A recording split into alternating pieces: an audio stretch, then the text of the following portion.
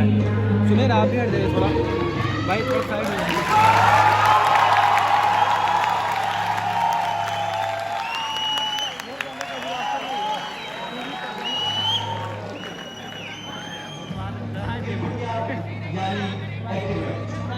बात उन दिनों की है जब ब्रिटानी हुकूमत जबरदस्ती भारत के लोगों के अंगूठे एग्रीमेंट के कागज पर लगवा कर उन्हें मजबूरी करने देश भेज दिया करती थी।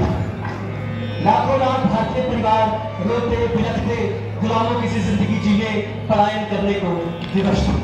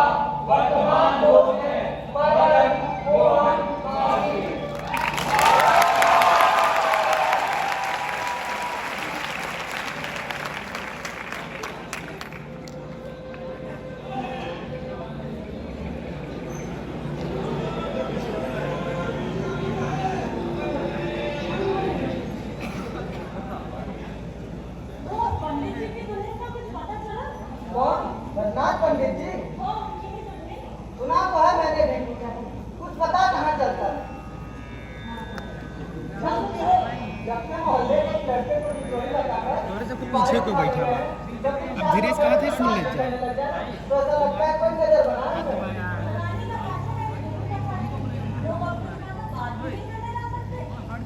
संगोली बहादुर का शासन इससे कम भयानक था क्या? इसी प्रयाग में पेड़ों के लगी हजारों बातें तुम हो गए।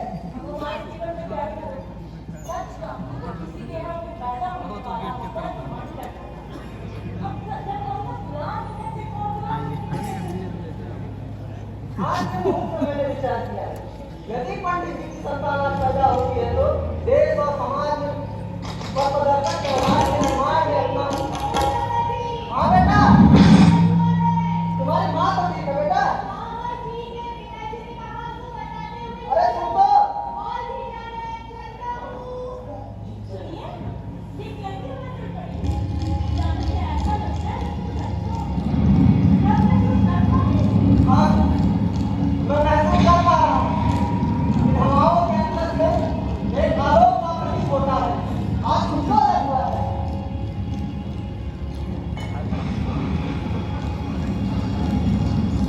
शश जिहत जिसकी आज चंद्र प्रभा छाई है, आज की रात तेरी खुद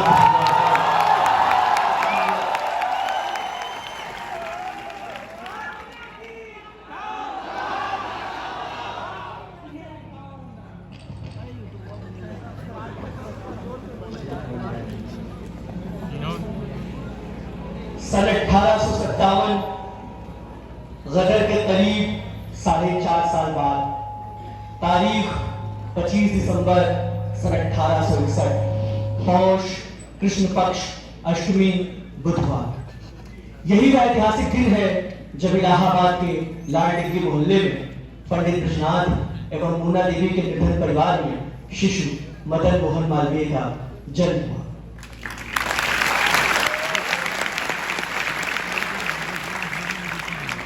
अल्पायु में ही बालक मदन मोहन गहरे चिंतन में डूब जाता था। जिज्ञासा भरे प्रश्न करता। बालक मदन मोहन पर मां सरस्वती की विशेष कृपा देखकर माता पिता न केवल हैरान होते अपितु हर्षित होते थे।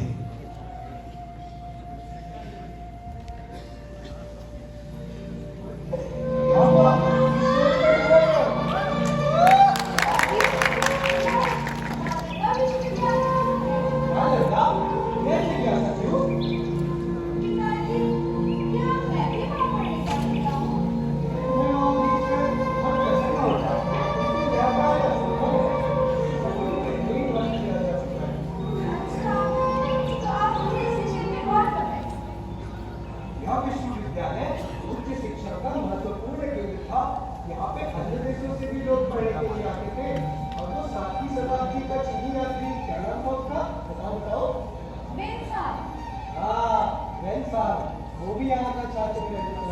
अच्छा, तो पिताजी मुझे ना और बताइए, अच्छा इसकी स्थापना किसने की पिताजी? इसकी स्थापना कुमार ऋषि ने करवाई थी। और हाँ, तुम बहुत जिज्ञासु हो, जाओ अपनी माता को बताओ। जी। वाह। यार पंडित जी पहले से बेटा इधर रात बहुत हो गई है और तुम सोचो और कल सुबह उठ के संगीत का अभ्यास भी तो करना है। जी और ये सब के लिए तुम अभी बहुत छोटे हो।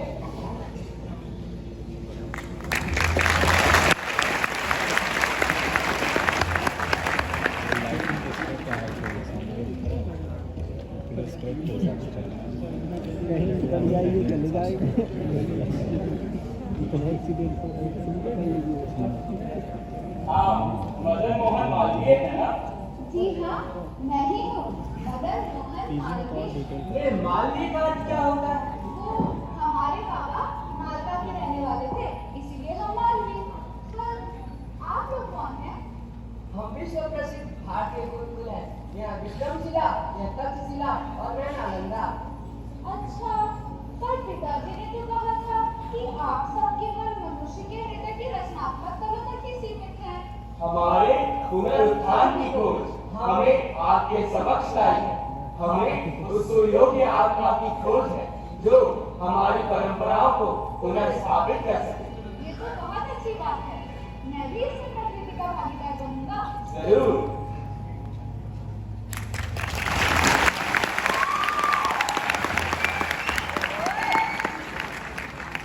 विद्वता, सुसंस्कृति एवं भक्ति परिवार का यह प्रवेश बालक मदन मोहन के निर्माण में अत्यंत सहायक सिद्ध था। 5 भाइयों और 2 बहनों के बीच बालक मदन मोहन कुछ विशेष प्रतिभावान था।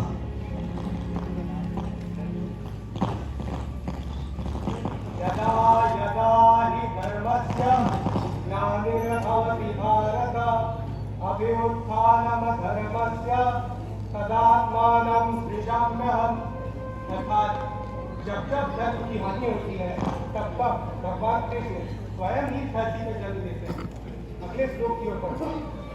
श्रुति विप्रतिपन्नाते यदा स्थास्यति निश्चला। करो क्षमा करें आचार्य जी, यह श्लोक आपने केवल एक ही बार बताया, इसका अभ्यास हमने नहीं किया।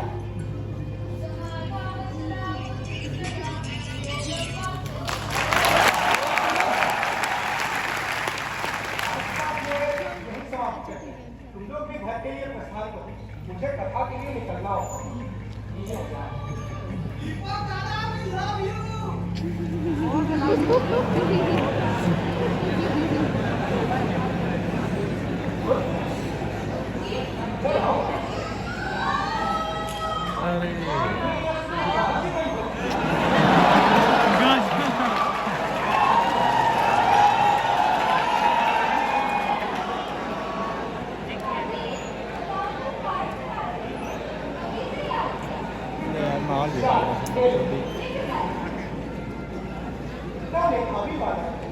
अगर इसका लालन पालन अध्ययन अध्यापन अच्छे से नहीं करा पाया, कितना अन्याय होगा इसके साथ।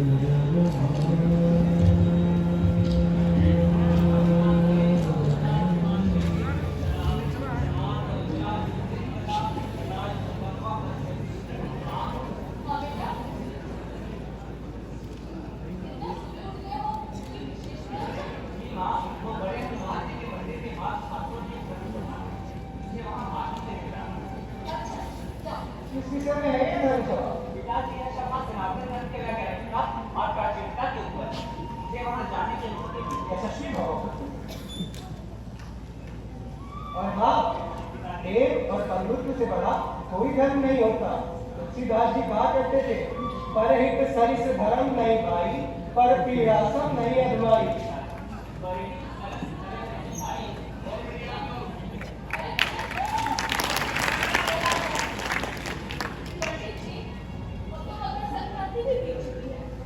हाँ हाँ, तुम मदन के विषय में कुछ बातचीत करने वाली थी। बताओ बताओ।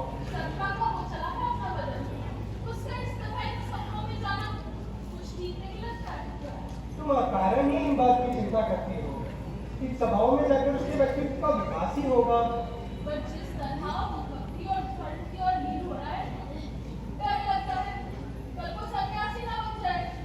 जब अपने व्यक्तित्व को गीता के अनुरूप ढाल रहा है, उसके व्यक्तित्व में जितना भक्ति योग है उतना ही कर्म योग और ज्ञान योग भी तो है। पर माँ का मन है ना, इसीलिए तनिक चिंता होती है। आपने उस बारे में कुछ सोचा? इस बारे में? मदन के विवाह के बारे में। वो नंदलाल जी मिर्जापुर वाले, उन्होंने फिर से कहलावा भेजा है। उनको तो अपना वचन बड़ा पसंद आया है। उन्होंने तो लोगों से उसकी खूब तारीफ भी की है। पुत्री का क्या नाम बताया था? सुंदर। ये गजानन भाई बता रहे थे, बहुत ही सुंदर और सुशील लड़की है। और ब्यूटी परिवार की संपन्नता, वैसी पुत्री का गुण बहुत ही गुणवान है। तो फिर देर किस बात है? भगवान को स्मरण करके नंदलाल जी को सही के साथ उठा लीजिए। स्पीकर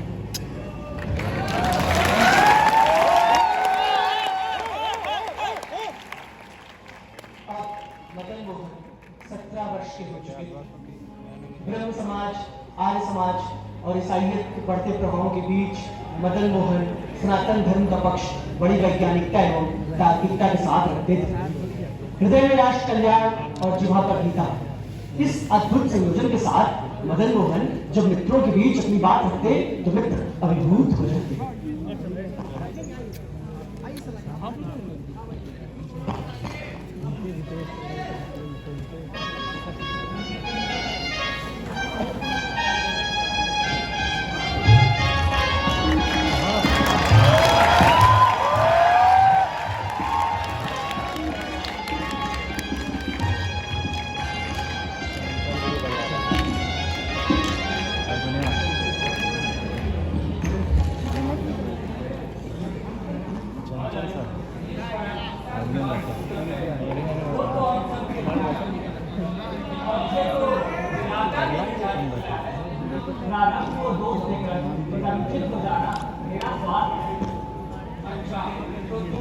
भाई ये एरिया कौन क्यों बन रहा है?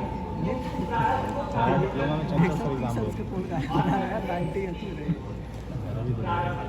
नहीं कोई डर रहा है किसने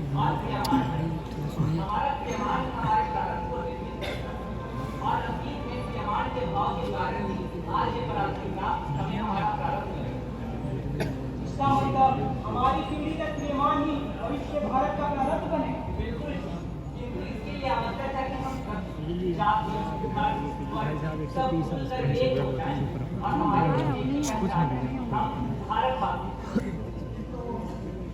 जाति का वर्तमान स्वरूप सनातन समाज में बहुत पहले से चलता आ रहा है। तो भाई इसी को तो बदलने की आवश्यकता है। तो तुम्हें सनातन धर्म की सामाजिक संरचना से आपत्ति है? सनातन धर्म तो सर्वाधिक व्यापक है। जब भी जो भी तत्व समाज के लिए कल्याणकारी होता है वह सनातन धर्म में कभी विशेष नहीं होता। इसीलिए अब समय आ गया है कि हम सभी एकजुट हो जाएं। वाह भाई वाह, एक ओर तो आप भागवत वासी हैं और दूसरी ओर ऐसी बुरी विचारधारा, इस तरह का समन्वय कैसे करते हैं? तो भागवत अगर बुरी बात ही थोड़ी माना था, बल्कि यह तो हमें समन्वय के विराट रूप का दर्शन कराता है।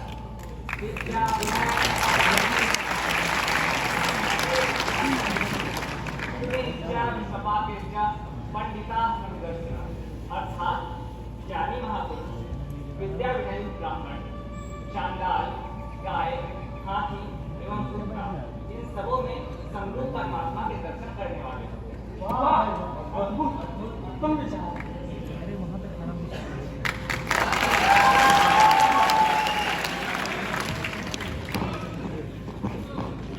धर्म और समाज की ओर अधिक उन्मुख हो रहे मदन मोहन को देखकर मां कुछ ऐसी विभल हुई कि 17 वर्ष की आयु में उनका विवाह कुंदन देवी के साथ कर दिया गया।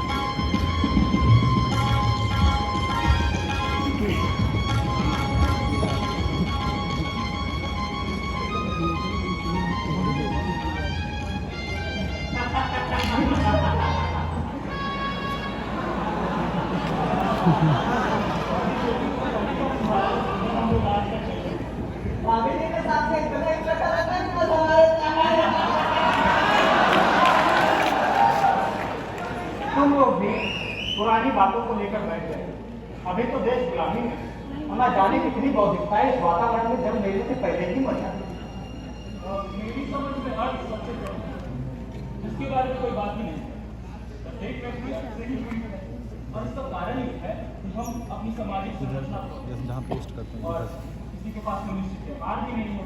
पोस्ट किधर इसलिए वक्त से गुलाम हैं। पोस्ट किधर से करते हैं आज निश्चित रूप से प्रमुख हो चुके हैं। और यह भी सच है कि हम अपनी सामाजिक संरचना खो रहे हैं। पर उसके लिए गुलाम बने, इस बात से मैं सहमत नहीं। क्योंकि जब हम गुलाम हुए थे, हम संपन्न, सुसंस्कृत, अन्य संपदा की भी कोई कमी नहीं। उसके बावजूद हम गुलामी की जंजीर में जकड़े। दरअसल वर्तमान समाज की जो संरचना है और उसका जो परितंत्र है, वो हमें एक दूसरे से दूर और दूर ले जाता है, जिसका कोई अंत नहीं। तो इस व्यवस्था में सुधार के लिए हमारे मस्तिष्क में क्या विचार है? वर्तमान समाज की जैसी बिखरी संरचना है, उसे नियोजित करने के लिए शिक्षा को एक डोरी के रूप में उपयोग करना होगा। और वर्तमान समाज में मुझे जो कमी दिखती है वह भी शिक्षा ही है। और इस कमी को पूरा करने के लिए मैं एक विशाल विश्वविद्यालय की परिकल्पना करता हूँ।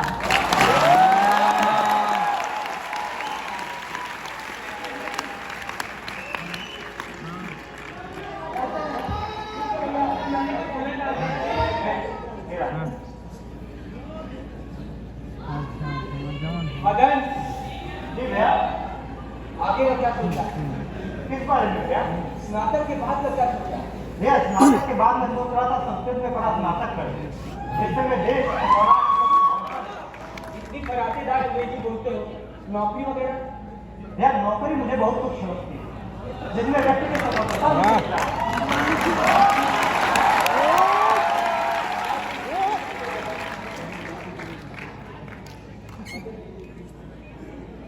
शायद तुम ठीक ही कहते हो। जी माँ, अभी अच्छा तुमने मदन से इस बारे में बात की? बात तो की है माँ, पर अब मदन ने अपना विचार बना लिया। क्या बात है माँ? कोई बात नहीं है क्या? कुछ नहीं मदन। जी भैया, पर प्रयत्न प्रणाम माता जी। भैया देखिए ना, ये दोनों आपस में कोई बात कर रहे थे, हमें उससे चुप हो गए। मदन, बेटा बहुत दिन से तुमसे एक बात कहनी थी। अब तुम्हारे पिताजी की तबीयत कुछ ठीक नहीं रहती। कथा प्रवचन में जाने लायक उनकी स्थिति नहीं रही। घर की आमदनी भी नगर में रुक गई। मैं कह रहा मैं जिस गवर्नमेंट हाई स्कूल में हेड पढ़ी हूँ, अंग्रेजी के अध्यापक के लिए एक पद खाली, तुम्हें कोशिश करनी चाहिए। आमदनी भी ठीक ठाक मिल सकती है। लेकिन भैया मैं तो बेटा ठीक है माँ, मैं कर लूँगा।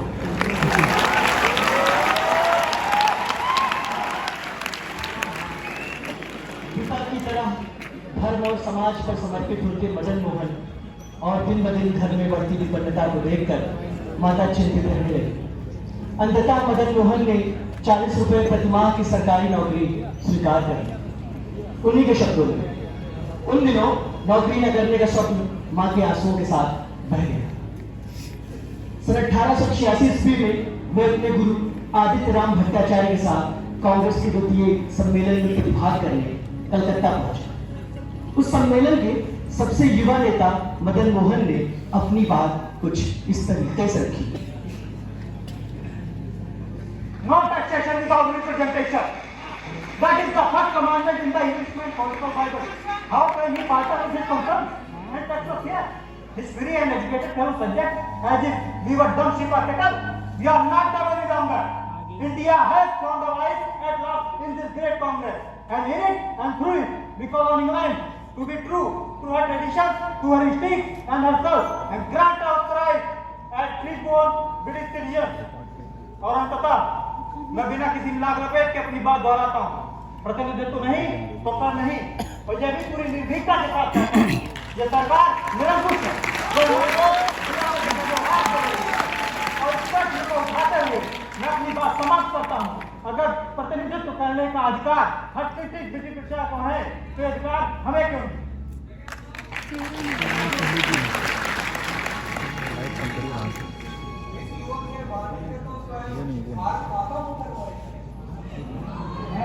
मैं बहुत ईमानदारी से कहता हूँ, यह भाषण मेरे आपके सुनने कोई भाषणों से नहीं। आज का दिन बहुत ऐतिहासिक है। मदन मोहन की यह स्पष्ट वादिका भविष्य की भारत की राजनीतिक में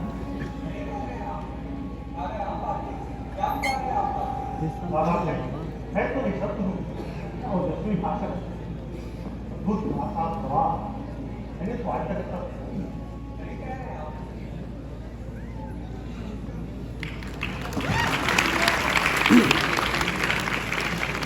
दादा भाई नौरोजी की अध्यक्षता में हुए कांग्रेस के दूसरे सम्मेलन के बाद नो टैक्सेशन विदाउट रिप्रेजेंटेशन यह वाक्य मदन मोहन मालवीय के साथ कुछ इस कदर जुड़ गया कि बौद्धिक समाज में वे चर्चा में आए। इसी सम्मेलन में काला कांकर के राजा रामपाल सिंह मदन मोहन के ओजस्वी उद्बोधन को सुनकर मंत्रमुग्ध हुए और उन्हें अपने किले पर आमंत्रित किया।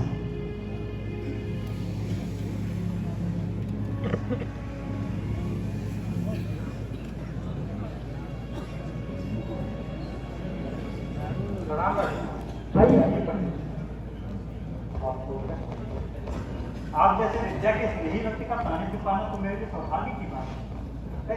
कई दिनों से मैं सोच रहा हूँ कि आपसे मिलूं या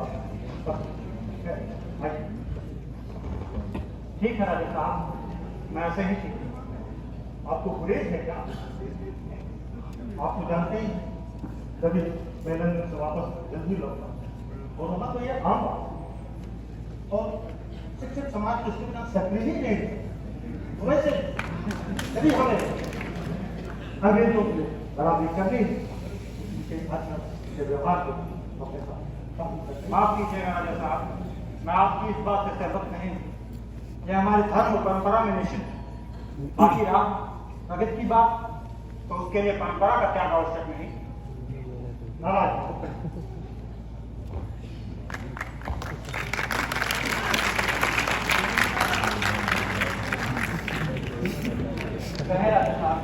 किसने आते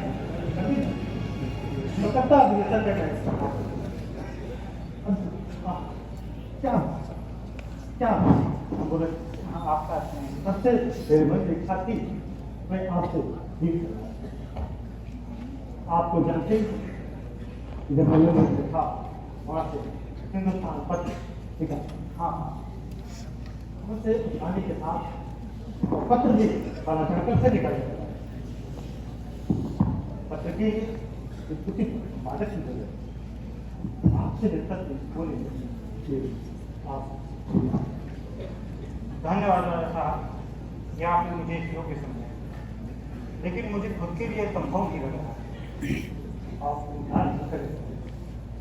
आपको जानते हैं यह पत्र भारतीय समाज के कितना उपयोगी हो। ठीक है राजा साहब, लेकिन मेरी दो शर्तें हैं। पहली तो ये कि आप मेरे संपादन में किसी प्रकार का दखल नहीं देंगे, और दूसरी बात ये कि आप मदिरा पान के समय मुझसे संपर्क नहीं करेंगे।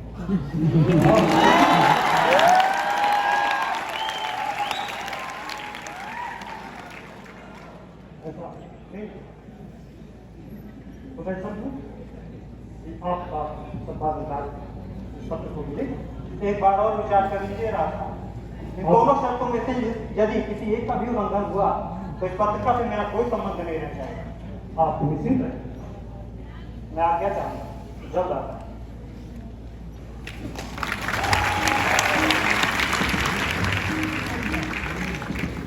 इससे पहले भी मदन मोहन अपने गुरु की अंग्रेजी पत्रिका इंडियन यूनियन का संपादन कर चुके थे। राजा साहब की जैसी अनुमति थी कि आप दोनों में से एक शर्तों को मान लें। दुर्भाग्यवश राजा साहब ने उसमें से एक शर्त तोड़ दी।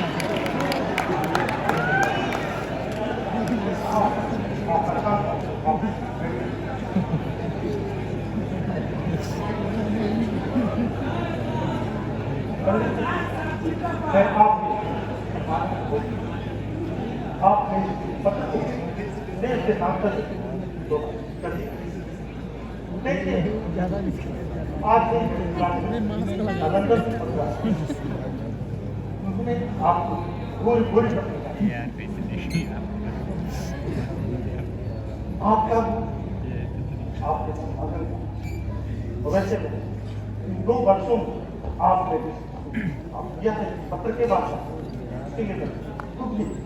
आप 2 वर्ष सच में मैंने संपादक बैंड में कोई ढिलाई नहीं, वरना कभी आपने मेरे कार्य में कोई धक्का किया।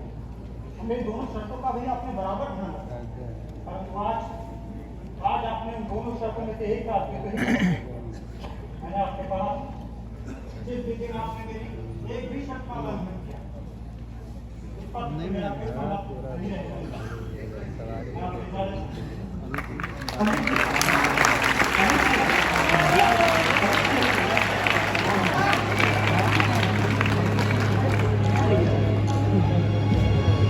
जीवन के आदर्श, नैतिकता एवं मूल्य मदन मोहन मालवीय में इस कदर प्रभावी थे कि परिवार के पालन पोषण की एकमात्र आधार संपादक की नौकरी को छोड़ते हुए उन्होंने क्षण भर भी नहीं सोचा। हिंदुस्तान पत्रिका से मिले संपादक के अनुभव ही भविष्य में मर्यादा, लीडर, अभ्युदय, सनातन जैसी पत्रिकाओं के संपादन का आधार है। राजा राम सिंह को अपने वादे के टूट जाने का गहरा मलाल हुआ। उन्होंने मालवीय जी से न सिर्फ माफी मांगी बल्कि उन्हें वकालत पढ़ने के लिए एवं उससे संबंधित सारा खर्च वहन करने की जिम्मेदारी ली। शुरू में मदन मोहन मालवीय ने इसका विरोध किया, किंतु राजा साहब के बहुत आग्रह करने के बाद वे मान गए। फिर 1891 में वकालत की परीक्षा पास करने के बाद उन्होंने सेशन कोर्ट में और 2 साल बाद हाई कोर्ट में प्रैक्टिस आरंभ की। मदन मोहन मालवीय प्रत्येक केस व्यक्तिगत स्तर पर जांच करते थे, उसके बाद उसे अदालत में पेश करते थे। निर्भयों और वंचितों के लिए उनका दरवाजा हमेशा खुला रहता है। उन दिनों जब इलाहाबाद में उनकी वकालत शिखर पर थी, तब एक दिन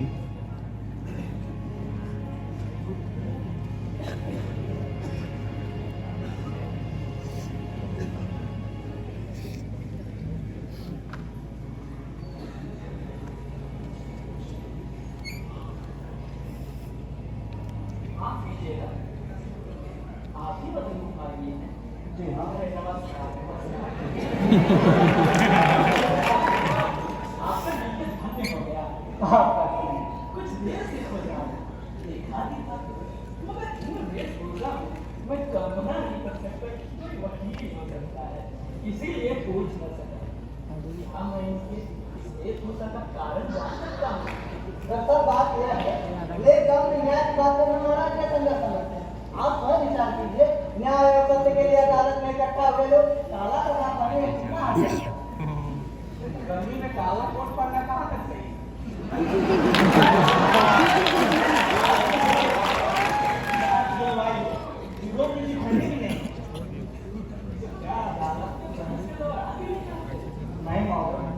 नवरात्रों में मैं ज्यादा बुरा दिखता हूँ क्या?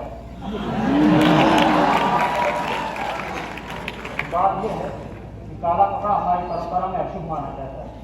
अदालत भी एक पूज्य स्थल है जहाँ मैं धर्म और परंपरा के साथ जाना ही ठीक समझता हूँ।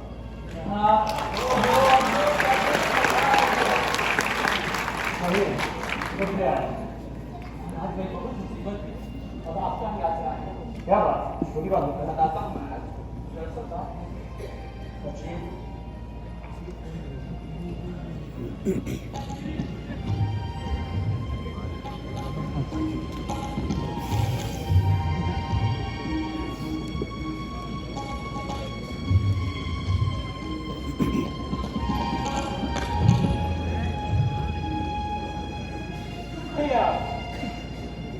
महाराज थोड़ी समझने की कोशिश कीजिए। आप दोषी हैं तो आपने अपना दोष मुझसे क्यों छिपाया? क्योंकि मैं जानता हूँ यदि आप जानते कि मैं ही दोषी हूँ तो आप मेरा केस कभी नहीं लेते। आप दोषी हैं तो आपको दंड भुगतना ही होगा। और भी वकील है इलाहाबाद में, आप उनके पास चले गए होंगे। मेरा धर्म क्यों खर्च करा दिया? महाराज 90% केस तो हम पहले ही जीत चुके हैं। यदि आप चुप भी रह गए तो वैसे ही जीत जाएंगे। क्या संभव है? तुम्हें दंड भुगतना होगा। आप जितने रुपए कहिए मैं उतने दे सकता हूँ। आपके चुप रहने के बदले आपका कर्ज, आपकी जीवन दशा, पीढ़ियों का भविष्य सब बदल जाएगा। हमने दौलत किया कि दबाव चला।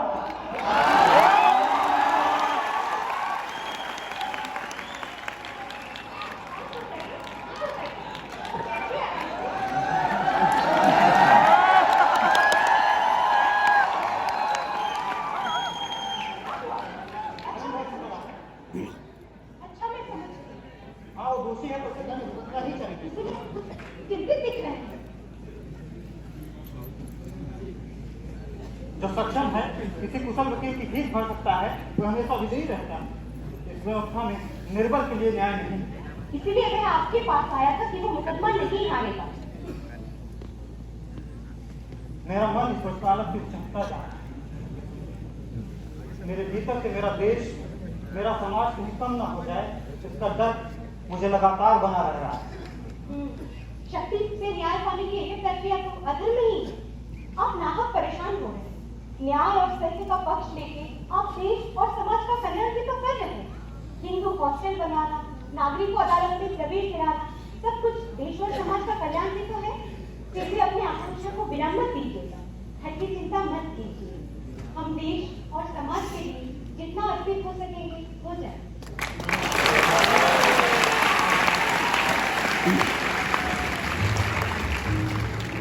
इस घटना का मालवीय जी पर गहरा प्रभाव पड़ा। वकालत के पेशे से उनकी अरुचि बढ़ती गई। इन दिनों वे अपने बचपन के स्वप्न और विराटतम लक्ष्य शिक्षा की सर्वसुलभता की ओर धीरे धीरे बढ़ रहे थे। उन दिनों आधुनिक ढंग के शिक्षण संस्थान या तो थे ही नहीं या ब्रितानी हुकूमत की साजिश का हिस्सा थे। इसी सिलसिले में उन्होंने सन 1898 में एनी बेसेंट की अगुवाई में हो रहे सेंट्रल हिंदू कॉलेज की स्थापना में यथासंभव योगदान दिया। महामना जी विश्वविद्यालय के निर्माण की योजना को लेकर के उन दिनों काफी चिंतित रहने लगे। इसी संदर्भ में सन 1905 में काशी के टाउन हॉल में मदन मोहन मालवीय द्वारा पढ़ा गया विश्वविद्यालय का प्रस्ताव ऐतिहासिक था। इस सभा की अध्यक्षता बीएम महाजन ने की। साथ ही काशी नरेश, दरभंगा नरेश, एनी बेसेंट आदि ने अपनी सहमति प्रकट की।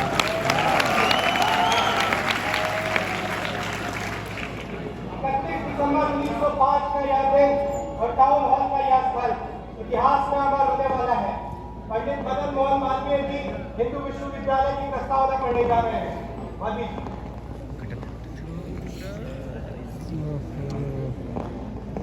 भारत के प्राचीन धर्म की शिक्षा है कि प्रत्येक व्यक्ति अपने को बड़ी समष्टि की इकाई समझकर उसके हित के लिए जीवित रहे और काम करे। लोक कल्याण और लोक संग्रह को परम पुरुषार्थ समझे।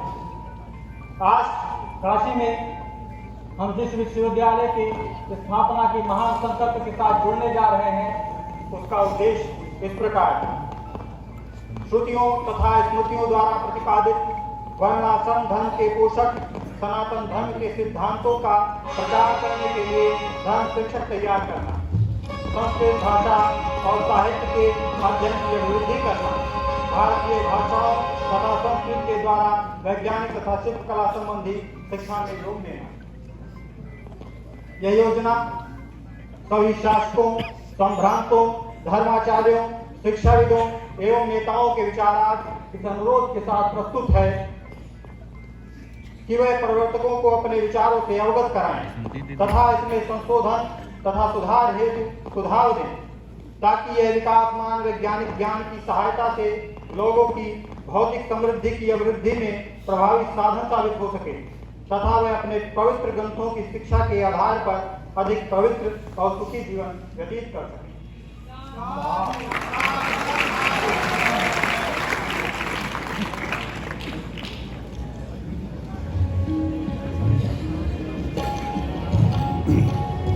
शिक्षा का विराटतम लक्ष्य और वकालत का चमचमाता पेशा, दोनों के बीच द्वंद्व बढ़ता गया। इसी बीच वकील मदन मोहन मालवीय ने प्रसिद्ध रानी केस में सफलता पाई। इस सफलता के फलस्वरूप उन्हें अपार धन एवं यश की प्राप्ति हुई। यह सफलता किसी भी आम व्यक्ति को उसके पेशे में रुचि पैदा करने के लिए पर्याप्त थी, किंतु मदन मोहन मालवीय आरंभ से ही कुछ विशेष था।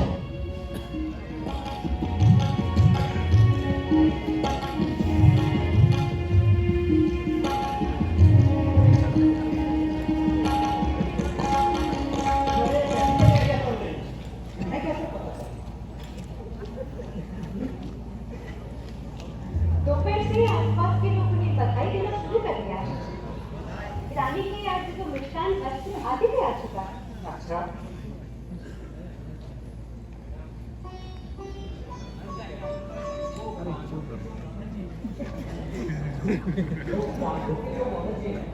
पिछले कुछ दिनों से उनका पत्र आ रहा है और हर पत्र में यही पूछ रहे थे कि प्रसिद्ध रानी कैसे बैठा कहिए तो लिख लीजिए। हाँ, मैं अपनी पत्रिका में खबर बनानी है, लिख दो। मेरा प्रणाम। जी हमारे अकेले थोड़ी जानते हो सबसे अच्छी बात क्या है? अब हमारे परिवार का सारा कर्ज उतर गया। हाँ मैं कहीं आराम चाहता हूँ। बच्चों, मुझे सुबह से अनंत बधाइयाँ और शुभकामनाएं मिल रही। हाँ, रानी का तो कहना है कि आप प्रयाग के सबसे बड़े वकील हैं। अब मैं वकील नहीं रहा, क्या हुआ? मैं वकालत छोड़ रहा हूँ।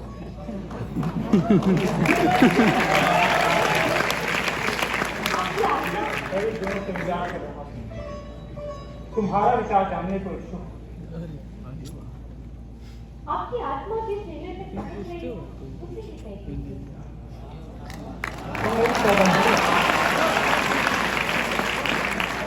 तुम मेरी सौदागरी, तुम्हारा निर्णय आवश्यक है। घर गृहस्थी, भोजन भजन सब इस वकालत के पेशे से, और इस पेशे में मैं ऐसा कुछ भी नहीं कर पा रहा जो मेरी आत्मा चाहती है। हर परिवार को लेकर आप कोई चिंता न करें। राधाकांत भी तो प्रैक्टिस करने लगे, सब कुछ व्यवस्थित हो जाएगा। ईश्वर की इच्छा मानकर आप निर्णय ले लीजिए। मैं सदैव आपके इस निर्णय के साथ हूँ।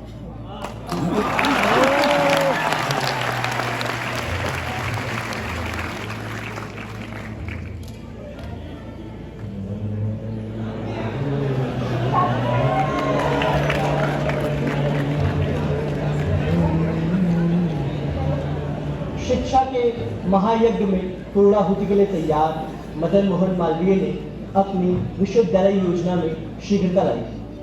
विश्वविद्यालय की स्थापना के लिए एक सोसाइटी का होना आवश्यक था, इसलिए सन 1911 में हिंदू यूनिवर्सिटी सोसाइटी की स्थापना की गई।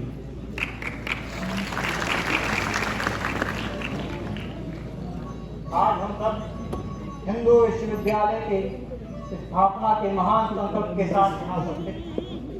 मैं सर्वप्रथम इन विषय जी से आग्रह करता हूँ कि वह अपने विचार प्रस्तुत करें।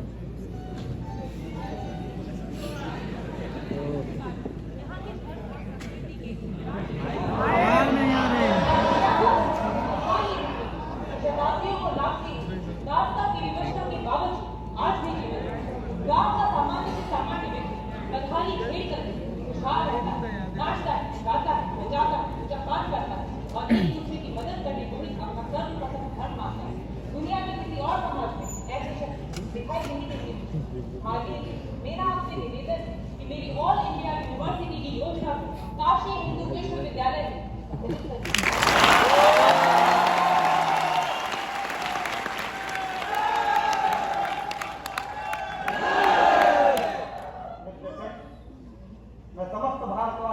से आपके इस योगदान को स्वीकार करता हूँ।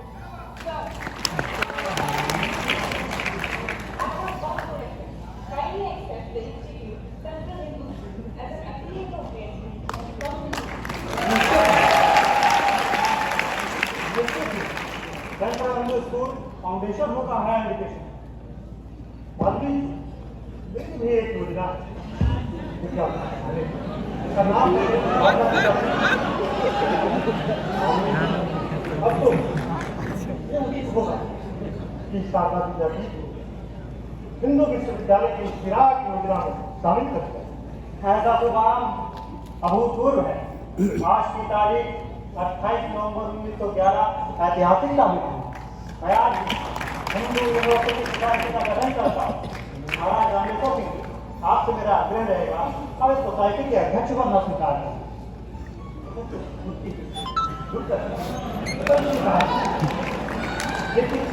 एक निवेदन आप सोसाइटी मंत्री को अध्यक्ष का निवेदन कैसे कर सकते हैं?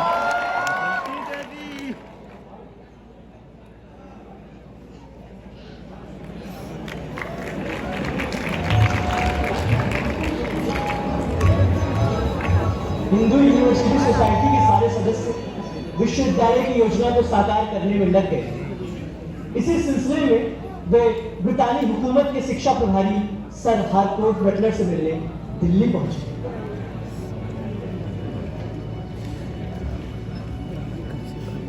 यही मूवी से ना लगा था।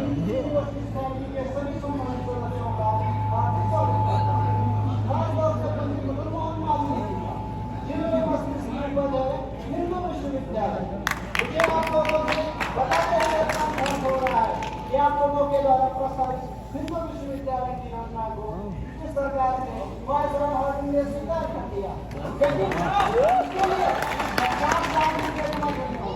मुझे नहीं लगता कि आप लोग 50 साल में जमा कर पाएंगे।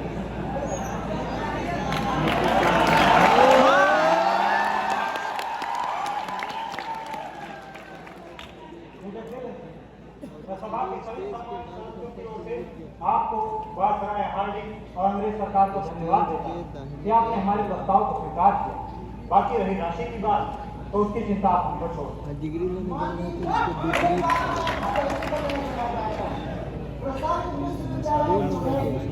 जाएगा सभी नीतियों एवं नियमों का अक्षमता पालन करें।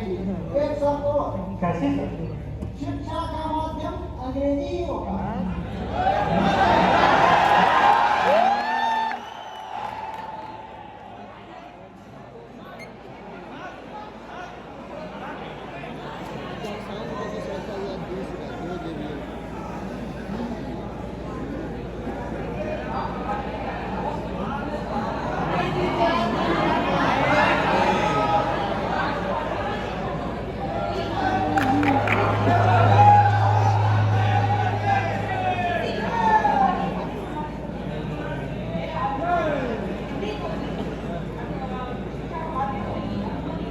कोई बात नहीं, इंजीनियरिंग और तकनीकी दोनों के अध्ययन अध्यापन का माध्यम अंग्रेजी ही होगा। ये बात तो मैं पहले ही डिस्कस कर चुका हूँ और इसको लेकिन मैं अब ये सभा को यही पर खत्म करता हूँ। आप सब जा सकते हैं। भाभी आप उठेंगे, मुझे आपसे एक बात करनी है। भाभी जी, मैं एक बात आपको पहले ही बता देना चाहता हूँ। अगर आपके द्वारा प्रस्तावित विश्वविद्यालय में शिक्षा का माध्यम मातृभाषा हुई तो आप ब्रिटिश सरकार से किसी भी मदद की उम्मीद मत रखिएगा। मैं समझ सकता हूँ, यदि आप बताना चाहते हैं तो बताएं। भाभी जी, जब भी आप लोग कोई सामूहिक संस्था बनाते हैं या भारतीय भाषा में कोई सामूहिक बैठक करते हैं तो हमारी ब्रिटिश सरकार को विद्रोह का पैसा बना रहता है। इसलिए एक बात मैं आपको पहले ही बता देना चाहता हूँ, प्रस्तावित विश्वविद्यालय में शिक्षा का माध्यम अंग्रेजी ही होगा। क्या कोई दूसरा विकल्प है? बिल्कुल नहीं।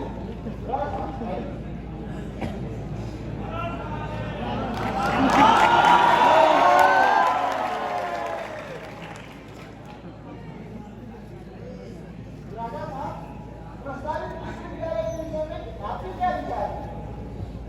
मिस्टर बटलर, मैं पहले ही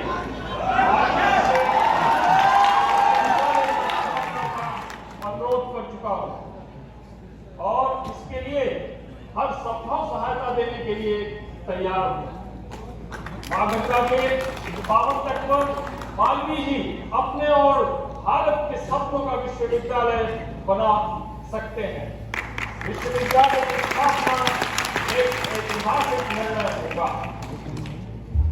इसके लिए मेरा अभी भी आपसे वही प्रस्ताव है कि बनारस स्टेट के 7 गांवों से प्राप्त होने वाला सारा राजस्व मालवीय जी के माध्यम से हिंदू यूनिवर्सिटी सोसाइटी को प्रदान कर दिया।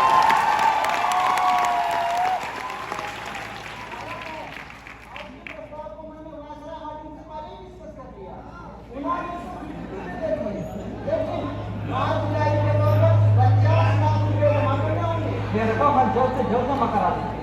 और मैं यह भी वादा करता हूँ कि जगह से बेदखल लोगों को किसी नई जगह पर बसा दिया जाएगा और उनकी आजीविका का भी समुचित प्रबंध किया जाएगा।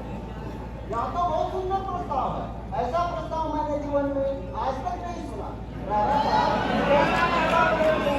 आपके क्या विचार है? मिस्टर बटलर, मैं तो निःशर्त हूं। मैं हिंदू विश्वविद्यालय की स्थापना के मालवीय जी के संकल्प और भावना का सम्मान करता हूं। मालवीय जी देश के भविष्य निर्माता हैं। मैं कैसे कुछ कर सकता हूं? उन्होंने पहले ही बिना कुछ सोचे, बिना किसी अंतर्द्वंद के अपनी लाखों की फलती फूलती वकालत को हिंदू विश्वविद्यालय की स्थापना के लिए क्षण भर में छोड़ दिया। क्षण भर में मालवीय जी की देश प्रेम की भावना का सम्मान करता हूं। मैं तो हिंदू विश्वविद्यालय स्थापना में बस मालवीय जी के साथ हूं। मेरी वकालत का तो कोई मोल नहीं, लेकिन काशी नरेश ने 7 गांवों की इतनी मूल्यवान जमीन एक झटके में विश्वविद्यालय को दान में दे दी।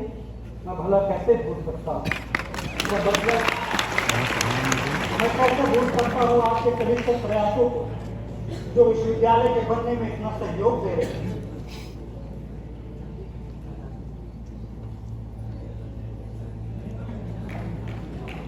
मालवीय जी अंगीकृतम सुचितिनः परिपालयन्ति, ऐसा शास्त्रों में कहा गया है। यदि हम कोई कार्य हाथ में लेते हैं तो उसको पूरा करके ही अपना सौभाग्य मानते हैं। काशी के विषय में कहा भी गया है, अपारे खल संसारे सारमेतत् चतुष्टयम् काश्याम वासः सताम संगः गंगाम वस शंभुपूजनम्। इसलिए मेरा आपसे निवेदन है कि ऐसा कहो कि आप हमको छोटा न करें।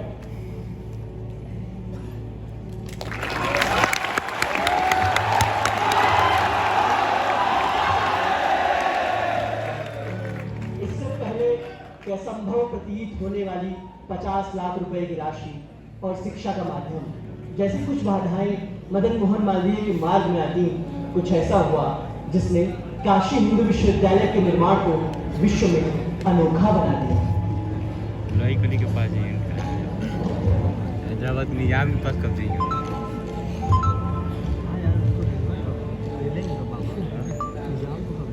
निजाम के पास इंतजार करना।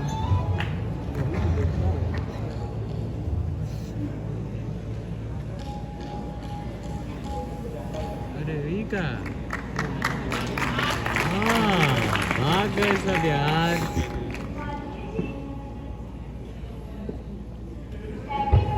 विश्वविद्यालय में पढ़ना चाहती हूँ। मेरी सारी जमा पूंजी इसी में है। ये उससे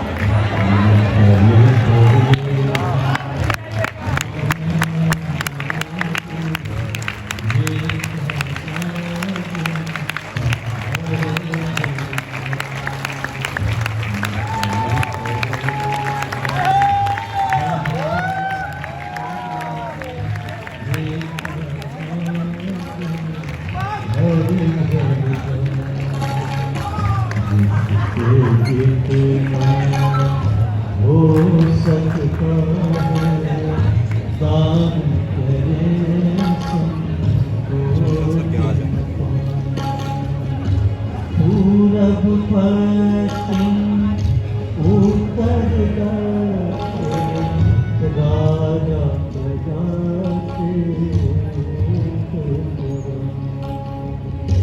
काशी में विश्वविद्यालय प्रस्तावित लक्ष्य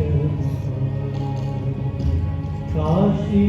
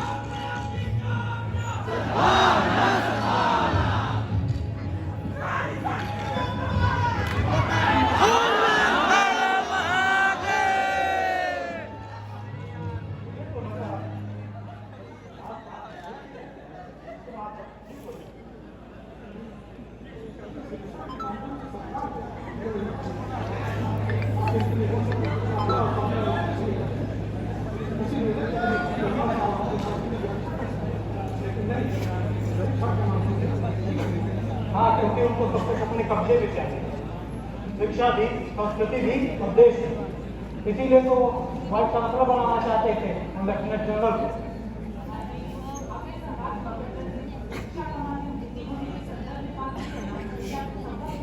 जहाँ तक संभव है मैंने सब कर दिया। सरकार हट करे। अब तो दानदाताओं ने भी करना शुरू कर दिया। यदि विश्वविद्यालय का निर्माण संभव न हो, वार्षिक अन्य परोपकारी योजना नहीं। पिछले 10 वर्षों से दिन रात हमने जिस घर की सुरक्षा की है उसके इतना नजदीक आकर पीछे हटना पाप है। आज हम जिस शोचनीय परिस्थिति में हैं, ऐसी परिस्थिति फिर कभी न बने, इसलिए भी आवश्यक है यह हिंदू विश्वविद्यालय।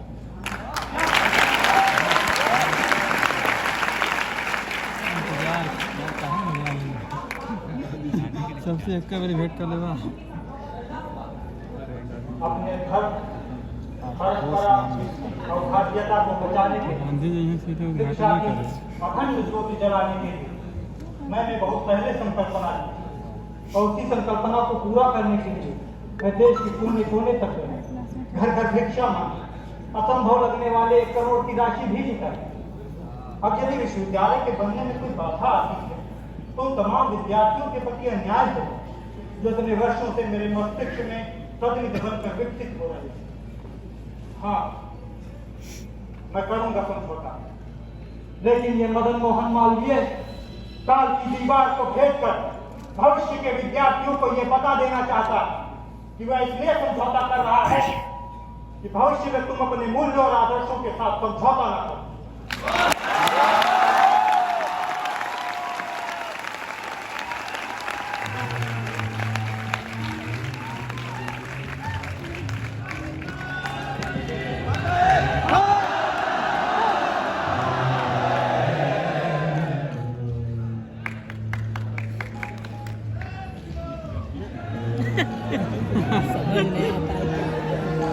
इतना एक्साइटेड है वो लोग, समझ में नहीं आ रहा बोलेगा।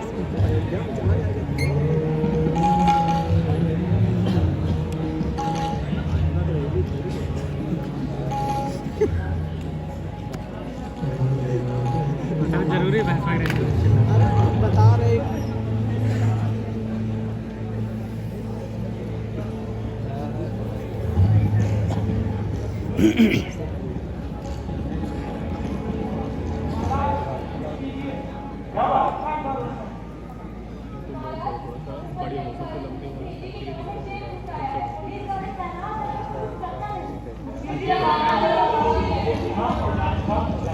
मैंने ऊपर के अधिकारियों को लिख दिया है, वो जल्दी ही परिवार को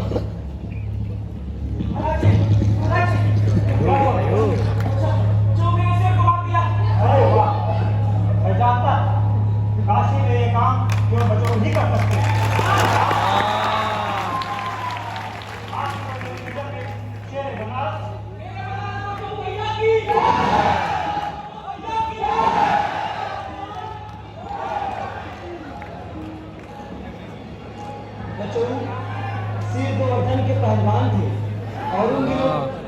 विश्वविद्यालय के लिए तप कर रहे मदन मोहन के साथ रहते थे।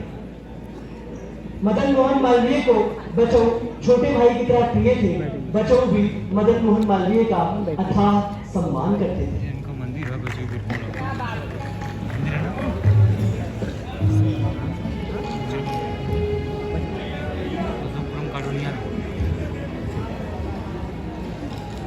एक अक्टूबर सन 1900 को बनारस हिंदू यूनिवर्सिटी एक्ट पास हुआ और 4 फरवरी सन 1916 अर्थात माँ विशुद्ध प्रतिपदा संवत 1972 विक्रम को तत्कालीन वायसराय लॉर्ड हार्डिंग ने काशी हिंदू विश्वविद्यालय का शिलान्यास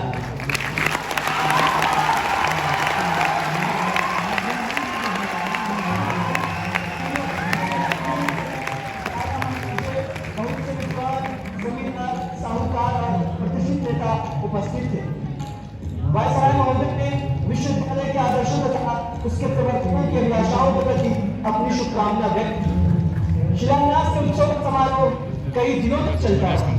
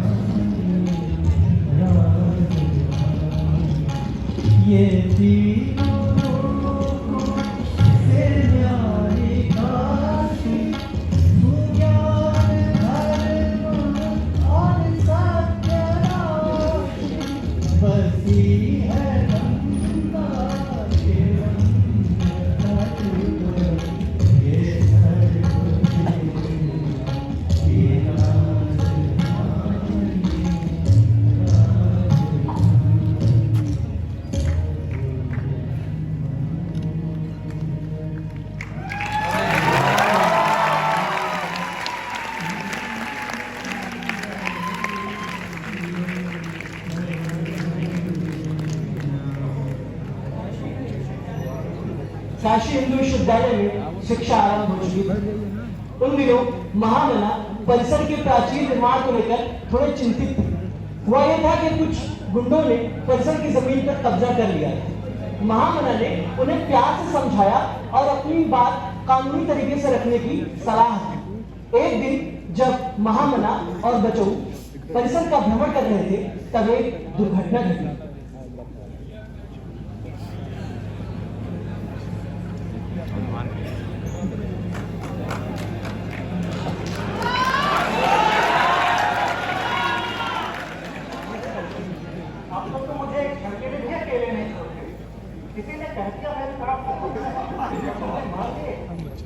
ज्यादा से ज्यादा कोई क्या करेगा? नहीं भैया, ऐसा मत कहिए। मैंने आपको वचन दिया और मेरे होते हुए पूरे बनारस में आपका कोई बाल विवाह का नहीं।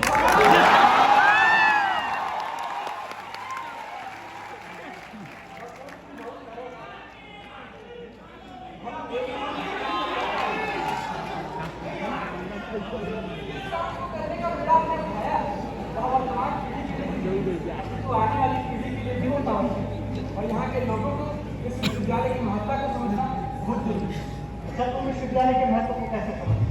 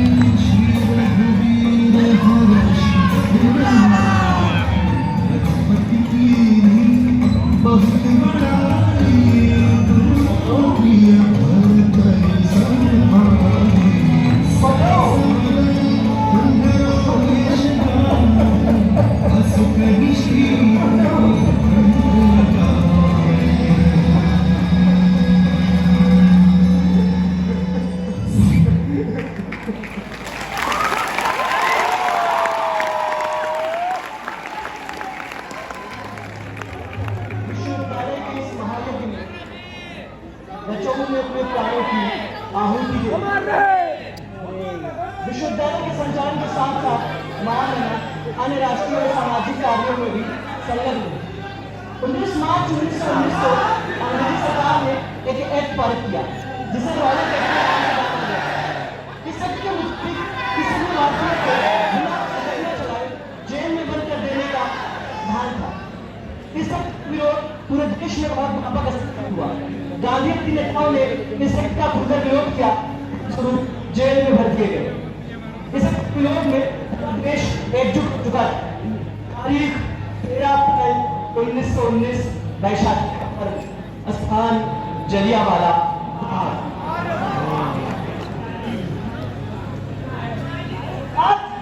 बैसाखी के शुभ दिन से जिससे सारा पंजाब मगर गोला को साथी खुशी बर्दाश्त नहीं है। देश के दौलत के बगे काले कानून लाए जा रहे हैं जिन्हों का बहुत ही कोई मकसद है साथी आजादी की मांग है। ऐसा के दौरान में लोग आएंगे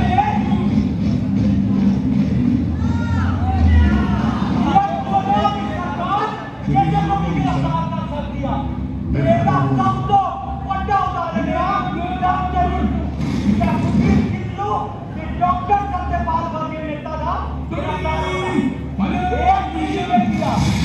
400 बद लोग इनकी खाते खड़ो नहीं सकते। आज लिए भी डॉलर टैक्स करके सारे जरूरता रोक दिया। ये गोलियां नहीं पता ये सबसे पहले गिरफ्तार कर दिया। पंजाब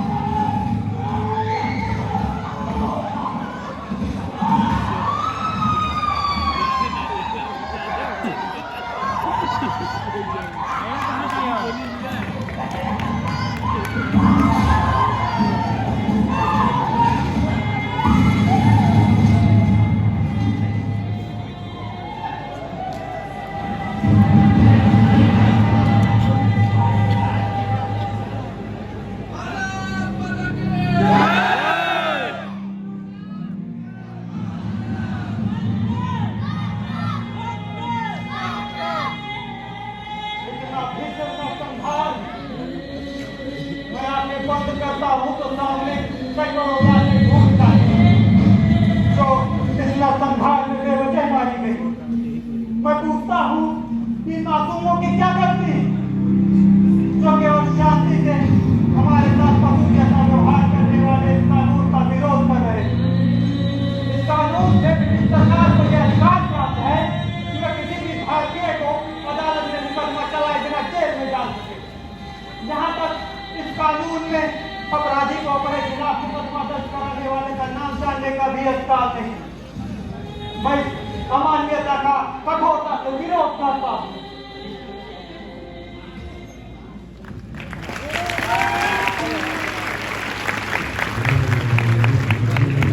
विश्वविद्यालयी परिवेश को आवश्यक शांति और राष्ट्र को आवश्यक विप्लवगान। महामना दोनों के बीच उचित सामंजस्य बनाने का प्रयास कर ही रहे थे कि 1920 में महात्मा गांधी ने असहयोग आंदोलन की शुरुआत की। यह आंदोलन बहुत व्यापक और प्रभावी था, किंतु गोरखपुर के बाजार में रसद सामग्रियों के दाम कई गुना बढ़ गए। जनता ने मार्च करके इसका विरोध करना चाहा, पुलिस ने गोलीबारी कर दी और 3 नागरिकों की मौत हुई। इसके बाद उग्र हुई भीड़ ने चौड़ा थाने पर हमला करके 22 पुलिसकर्मियों को जिंदा जला दिया। इसके बाद पुलिस का कहर आम जनता पर टूटा। इस पूरी न्यायिक प्रक्रिया में 171 लोगों को मौत की सजा दे दी गई। यह बात जब मदन मोहन मालवीय को पता चली तब।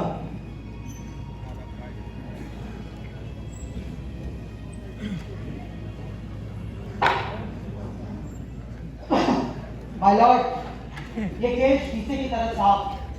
इस चौरा और डोगरी थाने के लोगों ने साजिश करके पुलिस कर्मियों की हत्या की और थाने में आग भी लगी। न्याय के अनुसार उन सभी को फांसी की सजा सुनाई जा चुकी है। अलबत्ता इस केस को हाईकोर्ट में लाने का मुझे कोई औचित्य नजर नहीं आता। हाँ, अगर हमारे मित्र वकील को 10 साल बाद वकालत करने का शौक चढ़ा हो तो अलग है। किस तरह की बात की जा रही है? इस रिकॉर्ड में केवल व्यक्ति के दोषों और दंडों की बात की जाती है। मैं पूछता हूँ, 17 मार्च को डुमरी गांव में पुलिस के द्वारा तोप के हमले का प्रयास किया गया। क्या गांव में केवल मनुष्य रहते हैं? पशु पक्षी पेड़ पौधे आदि कुछ भी नहीं? अगर रहते हैं तो सरकारी रिकॉर्ड उन हानियों को क्यों नहीं दर्ज करता है?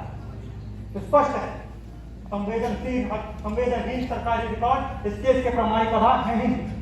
माय लॉर्ड, हमारे काबिल वकील साहब चाहते हैं कि सरकारी रिकॉर्ड में दंड और दोषों के अलावा कीट पतंगों चिड़ियों जानवर आदि का ब्यौरा दर्ज किया है। आप 10 साल वकालत छोड़ने के बाद भूल गए हैं क्या अदालत में तर्क और जिरह की भाषा बोली जाती है, पर्यावरण धर्म मानवता की बातें नहीं बोली जाती। मैं पूछता हूँ, आपके पास क्या उन 171 सजायाफ्ता लोगों के पक्ष में कोई तर्क है या यहाँ भी आप भगवत रखा पाए? तर्क है वकील साहब। दंड प्रक्रिया संहिता 1898 सीआरपीसी की धारा 239 ये तय करती है कि अलग अलग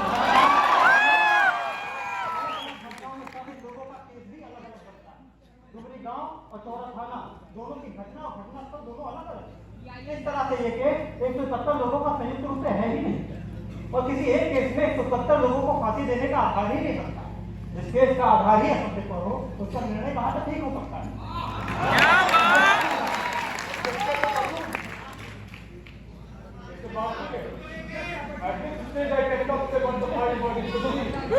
But you acknowledge that I has been established on behalf of the village, but commendable, and now for your family, their future generations, sir, would be much obliged to you. I go.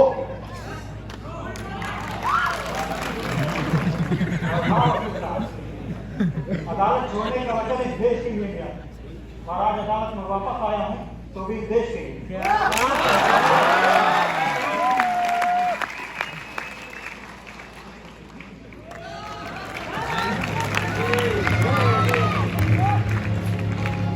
Chauri Chaura के इस प्रसिद्ध case में महामना ने 151 लोगों को बाइज्जत बरी करवा दिया। वे किसी भी तत्कालीन विषय पर अपनी बात बहुत बेबाकी से रखते रहे। वे आजीवन काशी हिंदू विश्वविद्यालय के कल्याण में लगे रहे और अपनी प्रौढ़ आयु भगवत भक्ति करते हुए इस राष्ट्र को समर्पित करते रहे। बात उन दिनों की है जब परिसर में विश्वनाथ मंदिर का निर्माण हो रहा था। अपनी ढलती आयु और अपूर्ण मंदिर के कारण वे अथाह दुखी रहने लगे।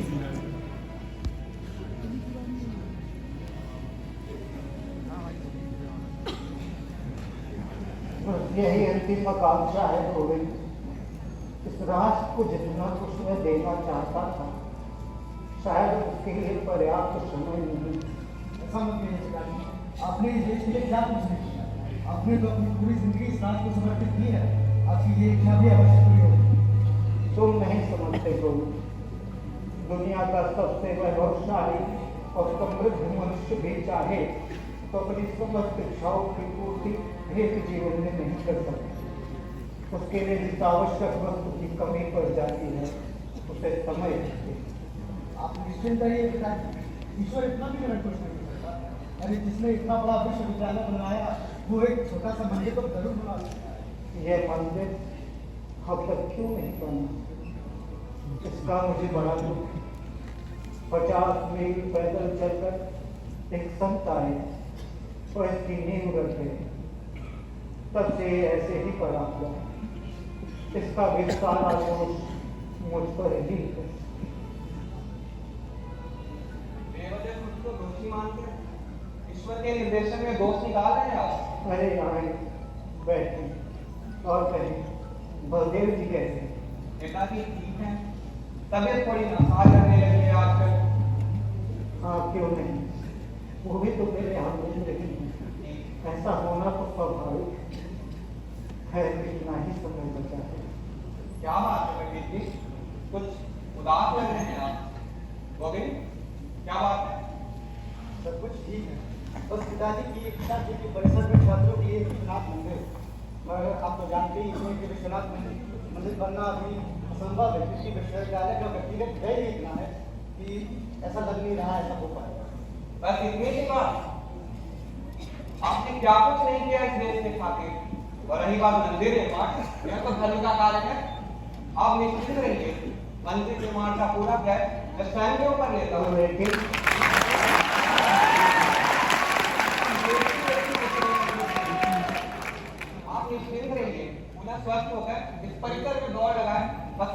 संभावना है। आपका आश्वासन तो मैं संतुष्ट हूं। बिल्कुल, और बेवजह चिंता बिल्कुल मत कीजिए। वैसे आपकी इसके अलावा कोई व्यक्तिगत इच्छा हो तो कहिए। मेरी व्यक्तिगत इच्छा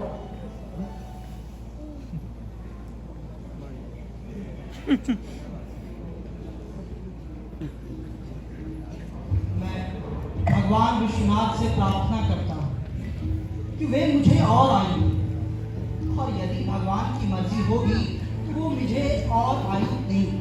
आप विश्वास रखें, मैं अभी नहीं मरूंगा।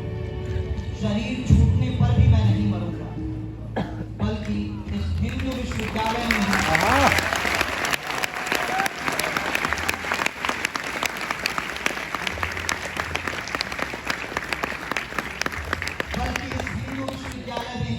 कभी पंछी बनकर पुस्तकालय में पढ़ते बच्चों को देखूंगा, तो कभी लंका से परिसर में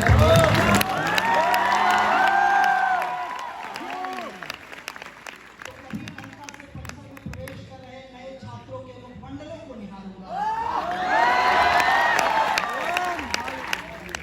तो कभी स्वयं भी यथारूप किसी शिक्षक के सामने प्रस्तुत हो जाऊंगा और प्रश्न करूंगा कि कहीं वे अपने मूल पद से भटक तो नहीं रहे।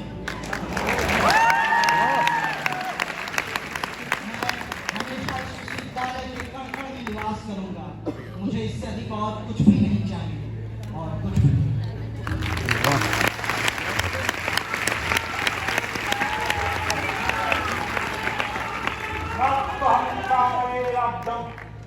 ना सर्गम ना पुनर्भवम कामये दुःखतप्तानां प्राणिनां आर्तिनाश।